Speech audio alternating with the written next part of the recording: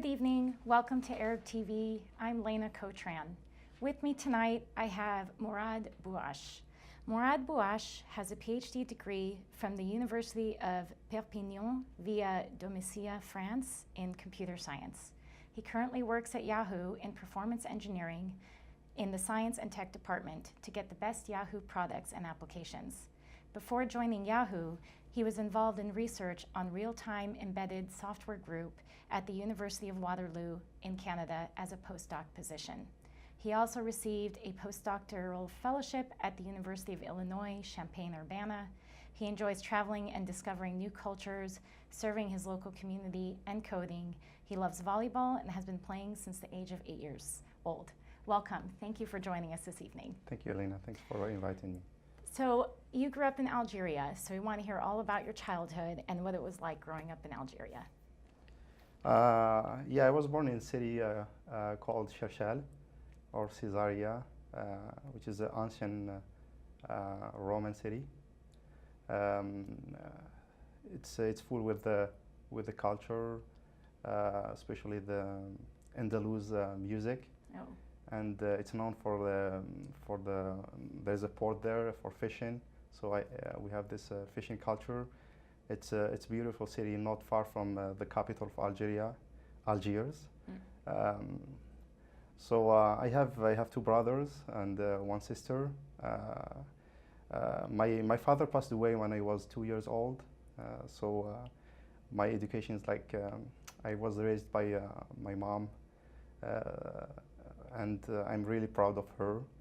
I mean, when I was a kid, I loved reading books, going to the library, discovering and exploring new things.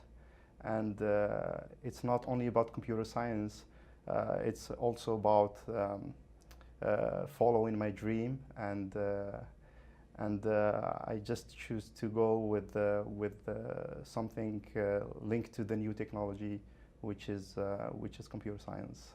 Wonderful, Yeah. wonderful. So let's talk about your educational pursuits. You have many degrees and many postdoctoral fellowships, so we want to hear all about that. Maybe one of the best souvenir I have is when my grandma bought me my first computer back in 1998. I think it was one of the most beautiful thing that I got from a family, especially my grandma. What kind of computer was it? It was like a Pentium 2 MMX at the time. Like you can rent some music on it or watch a movie. And the late 90s is when the internet was really just starting, so. Exactly, yeah, exactly. So I was using it a lot in coding at that time. What language were you coding in? At the time was Pascal, Okay. Delphi, COBOL, Right. and Perl, Lisp, a lot of good languages, and it was like the basic for system programming. So I started. I mean, it was my wish to go to the computer science engineering school. It was at the University of Mourad, which is near of Algiers as well. It's like 150 kilometers, maybe 100 miles from the capital of Algeria. For 5 years, I was learning a lot of things, not only programming or coding or computer science, but the university is you can learn everything, different cultures, different regions and areas in Algeria, and Algeria is a very big country, and it's only at the university where you can meet all these kind of people, very different. When I grow up in Cherchell, we have this Cherchelli culture, and then when you go to the university, you see different other cultures. You meet people, you speak different even languages. We have Arabic language. French is also it's like a famous language because of the history. But we have also Berbers or Amazigh language that people speak at the university. And I was lucky because I can understand this language as well. So I found a lot of people, a lot of students. Um, when I finished my engineer school, I wanted to experiment maybe another international experience.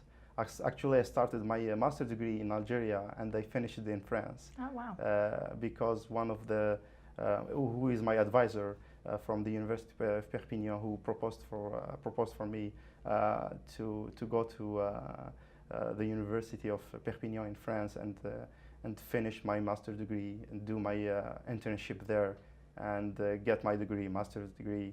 And then he proposed for me another time to start a PhD with him. France was maybe the natural or destination Because of the similarity in the language, because of the language first and the geography as well. Right, it's right. very close to us, and of course the core of my career maybe and research was in Algeria, because it was very hard to go through all the 5 years of the engineer school, and then it was, for me, it was kind of easy to maybe to open the international door and go and through the Mediterranean Sea, which is between Algeria and France, and continue my dream with the master's degree and the PhD. That's wonderful. So I have to ask, just because you had mentioned the computer programming languages, at the time, Pascal, maybe early C. Now the languages that you know is probably Java and advanced web technologies. What's the transition been like for you as you pick up more languages as technology advances? I think the classification is clear. If you want to go with a system programming language, then you go with C, C++. Java, it's about maybe make it like easier. I don't want to go more technical on this, but it's about making it easier for programmers or developers, and also a multi-platform where you can develop once and you deploy in different platforms. What I mean by that is different operating systems, where you do a programming for the application once, and then you can execute this application wherever you want in different other platforms. Right. Yeah, the transition of languages has definitely been interesting over the last 20 years, yeah, for sure. Even at Yahoo, we can see there's like people are jumping from C, C++ to Java, or any other maybe mobile device languages like iOS and Android platform. Right. It's very fascinating, definitely. So what made you decide to come to the United States? I mean, this is the kind of the big dream for many that come from overseas. So for you, what was it really about? So it was in 2009. It was a conference, so I was invited to give a talk or presentation about my research work at the University of Perpignan, and they came to Illinois, to Champaign, Illinois, to do the presentation, and I just explored a new world, which is the center of this new technology, of this nanotechnology, of this microarchitecture. So my field is after finishing my PhD, I got the microarchitecture degree, which is part of the computer science. And I found out that the US is the center of this technology. Of course, France is very advanced, and the lab where I was preparing my PhD, we were trying to do a lot of work, a lot of research in this field. But I found out that it's better to be in the US to explore, and with high competition, especially in this field.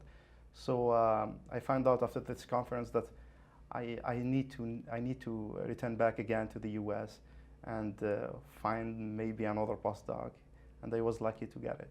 So Champaign is in the middle of Illinois. It's a small college town. So what was that like for you coming from Algeria? I love Champaign because it's the picture I have about the US when I came first time here. Of course, I came to New York before, but Champaign is the place where I spent more than a year. Yeah.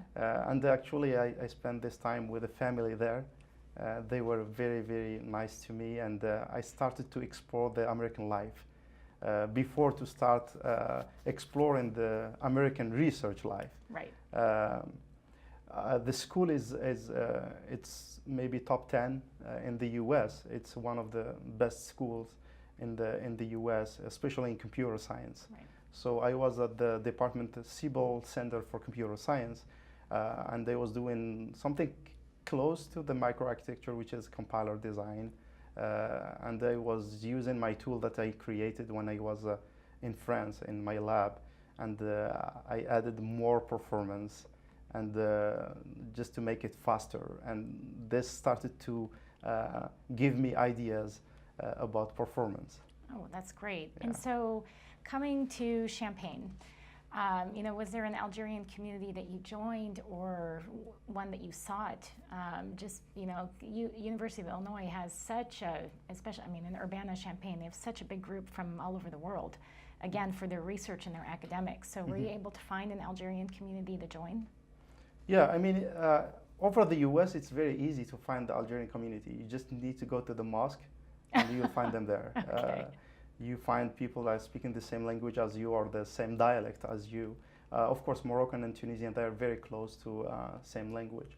So yeah, I missed maybe the first month, I missed this Algerian community. I was very busy with my work as I need to do something the first month. And I was very busy exploring this American life, as I was busy to explore this research in one of the best universities in the US. And then, as I said, maybe the third or the fourth time I went to the mosque, I found Algerians there, and they were very, very happy. I didn't find people in the university, at the university, but I found people who were living in Champaign, and I was really happy. And then from there, I understood something that as Algerian, the culture is pushing us to be in the community. Right. And the happiness I got, like when I found the first Algerian, he invited me in his house with his family, and we shared the first meal, and it was a dinner, was amazing Algerian food. So I was really happy, and from there I understood one thing, which is any Algerian in my situation, for sure he will be happy as I was. It's wonderful. Yeah. And so now let's talk about your transition from Illinois to the Silicon Valley. Yeah. So again, you're plucked and you're put somewhere else, totally different environment. So what is it like for you now at the Silicon Valley? Because you've been here now 5 years, right? Yeah, 5 years in California and Silicon Valley. Yeah. As I told you, America is the center of this new technology, especially my field, which is in microarchitecture. Now the Silicon Valley is the best place in the world in my field or any computer scientist field or subfields because there is a unique ecosystem here with maybe more than 4,000 startups. Yeah. Where the technology is the queen. Right. I would say in this area. It's the job market here. It's if you don't work for Yahoo, you work for another company which is a couple maybe miles from Yahoo, right, with the same field, and especially in computer science. There is a huge competition, of course, and which makes this field like one of the best in this area, and maybe in the best in the world. So after finishing my internship in Illinois, actually I went to Canada. Oh, okay. Before to join Yahoo, and then I was just like, of course, my dream was from the beginning to come to Silicon Valley or the Bay Area, and then I spent like 4 months in Canada, and then I got an offer from Yahoo, and they came to Silicon Valley following my dream, and it's a beautiful 5 years at Yahoo. So now that you're in the Bay Area, you are now part of a very large community. Let's talk a little bit about your work with the AAA-NC. Yeah, when I came to the Bay Area in 2012, I started working with Yahoo, and then I was looking for the community exactly the same way how I was doing it in Champagne. It's easier here because the community is bigger. Of course, it's not like in France, but we have a lot of Algerian families here. And from the first day, I just I started helping the community with at that time it was the website. Oh, okay. Yeah, in 2012, and then I was working with different boards, and then I liked it. Sharing is it's part of our Algerian culture until I became the president of the Triple ANC. So Triple ANC was created in 1992 by Algerians who came to the U.S. to finish their studies or looking for the same dream as I was looking for. And it's the association is the American Algerian Association, which means that it's for Americans and Algerians. And the idea is to help Algerians and keep this Algerian cultures for the next generation, which are the American Algerians, and help all Algerians who are less fortunate and new Algerian immigrants come into the Bay Area or North California. My experience as a president, well, it's a lot of work, of course, and we are trying to help the community.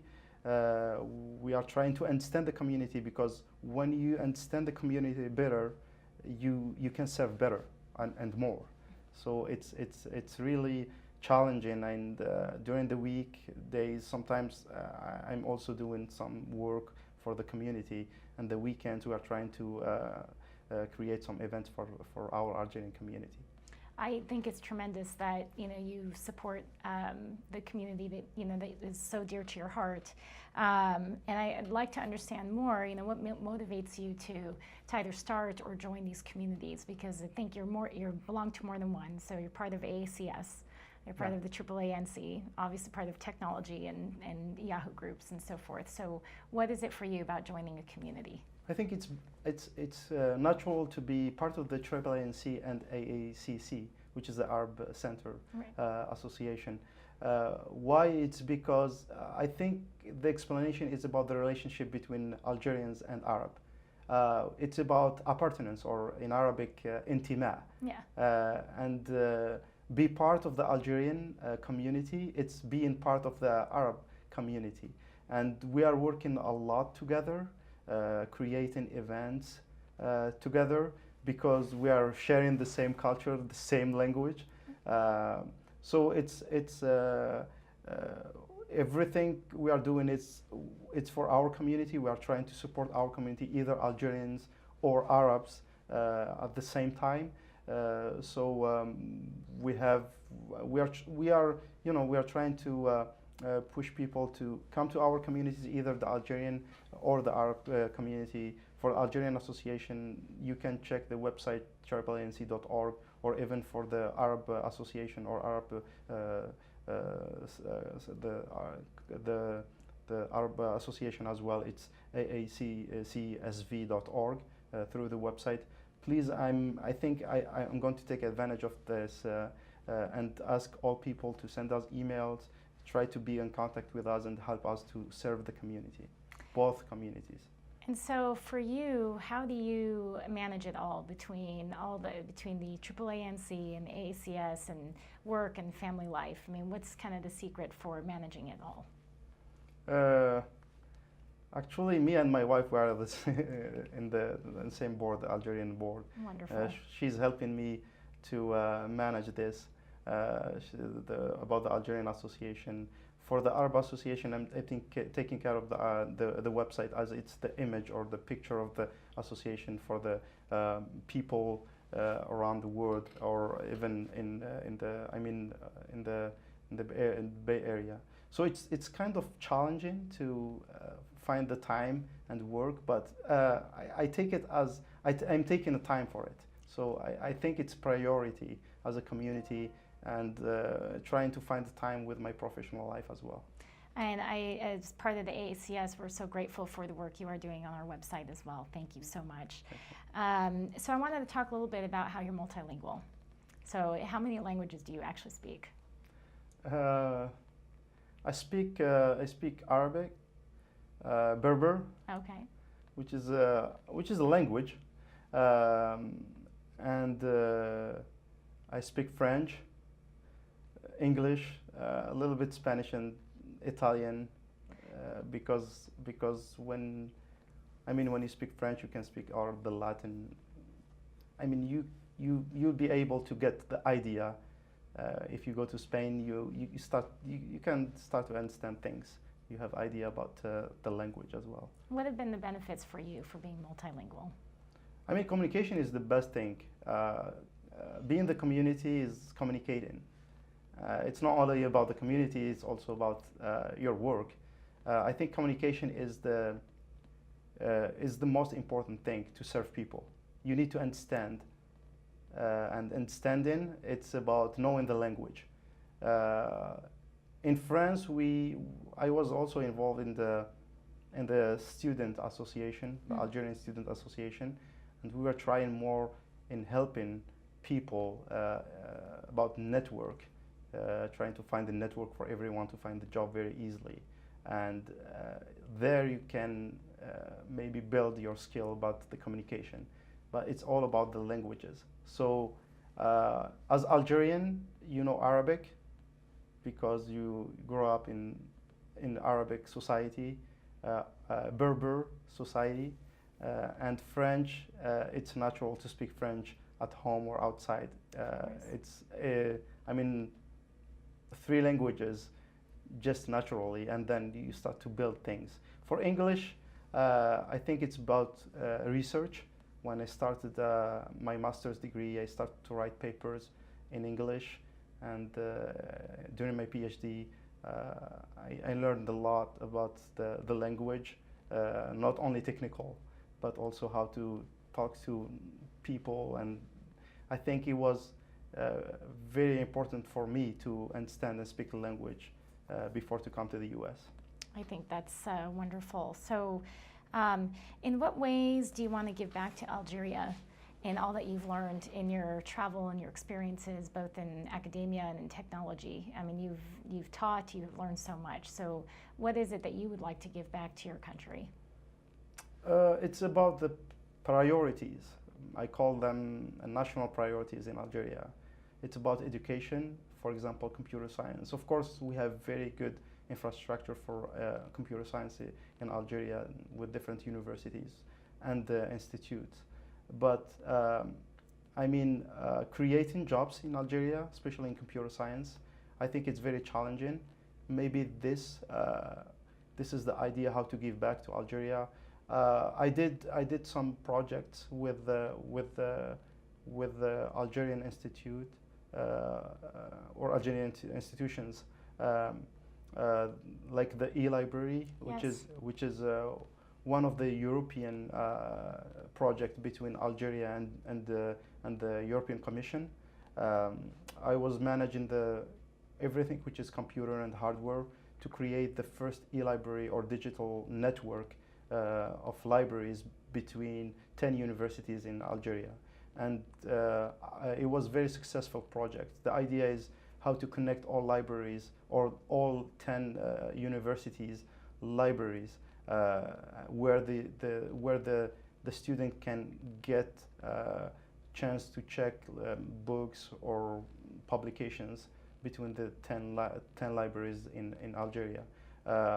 It was 3 years project. I'm really proud that I was part of this project, and now we are trying to make the same network between Morocco, Tunisia, and Algeria. And for tonight, what do you want our audience to know about Algeria and its people? Algeria is the largest country in Africa. It's not just large in the area, it's also large about the diversity, large in the heart of people. Part of the culture is sharing and helping people and giving. Algeria is one of the best soccer team in Africa and in the world. Algeria is maybe uh, it's about the